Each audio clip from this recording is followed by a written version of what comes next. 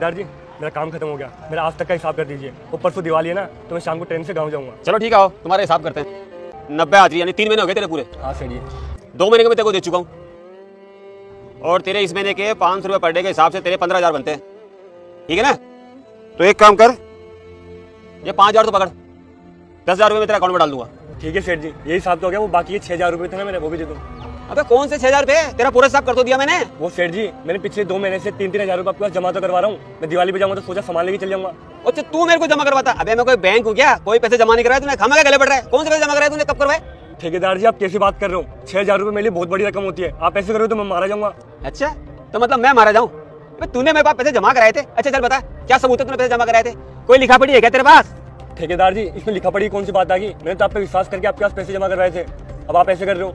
अरे कोई विश्वास पे दुनिया नहीं चलती, लिखा पढ़ी पर चलती है। ये देख जैसे तू काम करता था मेरे पास, सारी लिखा पढ़ी है, समझ गया ना? अब जा तेरा काम कर, तेरा हिसाब हो गया, अब तेरा एक पैसा मेरे अंदर नहीं निकलता। बस सेठ जी भी आ गए, अब तू निकल, मैं भी अपना हिसाब कर लूँ सेठ जी के साथ। ठेकेदार जी अरे तू जाना यार, सब चले गए, जा तू भी अपना काम कर, मुझे भी अपना हिसाब करना है। अरे क्यों मजदूर पे भड़क रहे हो, क्या बात हो गई ठेकेदार साहब? अरे क्या बताऊँ सेठ जी, ये मजदूर लोग होते ऐसे, इन्हें कितना ही दे दो उनका पेट भरता ही नहीं है। चलो कोई ना, झगड़ा मत करो फालतू में काम के टाइम। ये बताओ अपना काम कितना हो गया और कितना बच गया?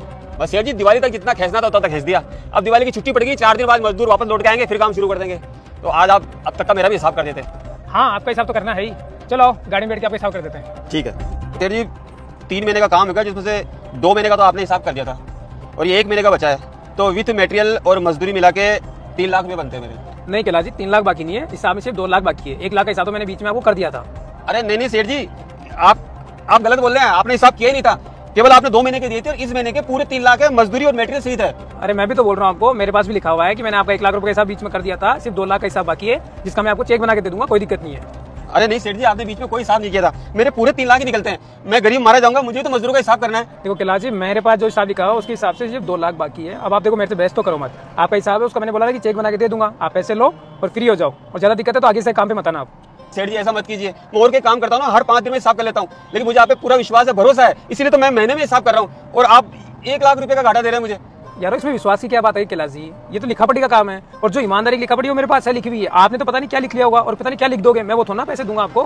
जो लिखा हुआ है उस हिसाब से मैंने 2 लाख रुपए बकाया निकाल दिया आपके, 2 लाख रुपए आपको देने के लिए तैयार हूँ, फिर दिक्कत कहाँ है? अरे सेठ जी आप मेरे साथ ऐसा क्यों कर रहे हैं? मैं गरीब आदमी हूँ, बाल बच्चेदार आदमी हूँ, मुझे भी 4 पैसे बचा के अपने घर लेके जाने। अब आपको आपके बाल बच्चे याद आ गए?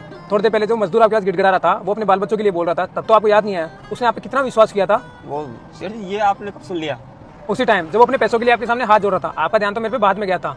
हाँ सेठ जी, मैं ये बात जान गया कि जब अपनी मेहनत के पैसे खाता है तो कितना दिल दुखता है। मेरे मन में थोड़ा लालच